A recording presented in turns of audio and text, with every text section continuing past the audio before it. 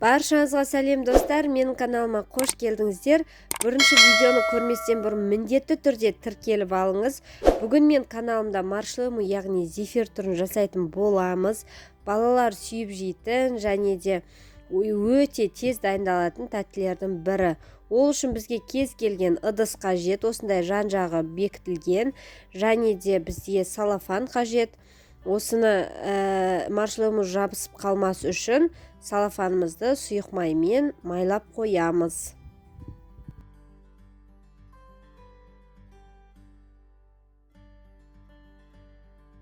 Бізге мінекей 60 граммнан 2 бөлек су қажет, 220 грамм қант және 15 грамм желатин қажет.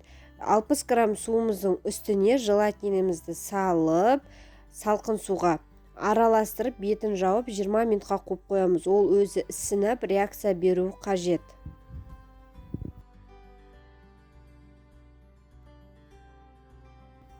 Енді бөлек темір ыдысқа жаңағы екінші 60 грамм суымыз бен қантымызды салып, газға, яғни отқа қоямыз. Қант әбден еруі қажет.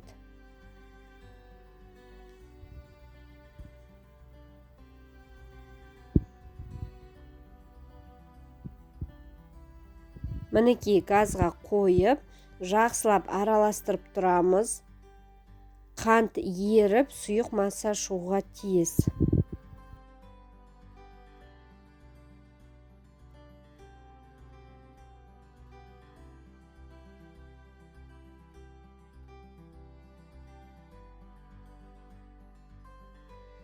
Мінекей осылай қайнап, бетіне көпіршіктер шыққан кезде газымызды өшіріп, бөлек бір ыдысқа осы массамызды құйып аламыз. Құйып алғаннан кейін водяной баняда немесе микроволновкада реакция жүрген біздің желатинімізді ертіп аламыз. Желатин міндетті түрде қайнап кетпеу қажет, қыздар, бұл жерде. Тек жылып, ішіндегі желатиннің бәрі ерісе болғаны. Енді жаңағы бірінші қант пен суымызды осылай миксерлеп бастаймыз. Басында аз жылдамдықпен, сол кезде біздің дайын болған желатинімізді ақырын алып, бір шетінен құямыз. Бірден құя салмаймыз және үнемі миксерді қосып тұрамыз.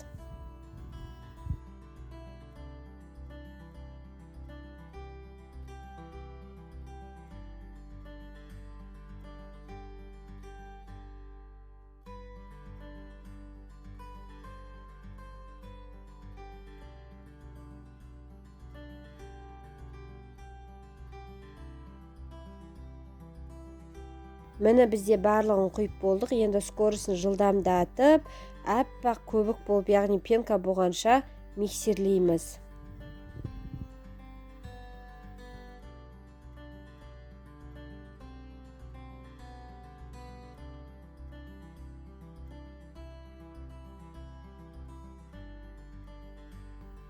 Осы жерде миксерлеуге 5-7 минут уақыт кетеді. Мінекей бізде осындай масса шығады, яғни созылып, бір сондай масса болып шығады. Сол кезде бізде уже дайын деген сөз. Енді осының бәрін майланған салафанымызбен, яғни астында ыдысымыздың үстіне құйып, формамызға бір келкі етіп шығамыз. Бетін салафанмен жауып,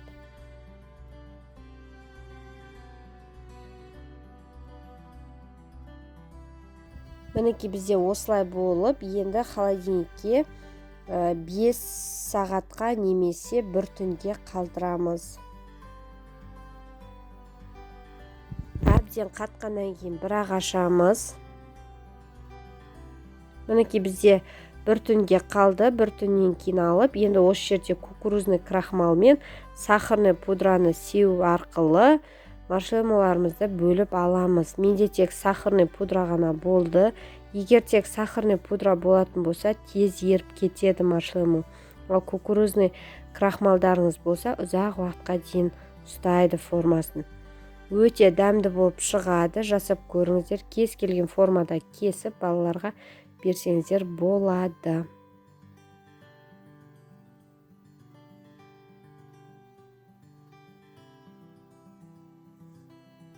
формасын өте жақсы ұстаған.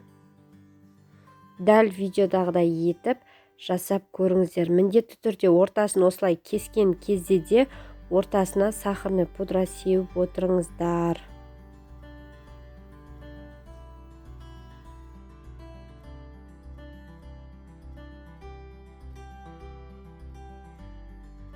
Міндетті түрде каналыма жазылуды ұмытпаңыз.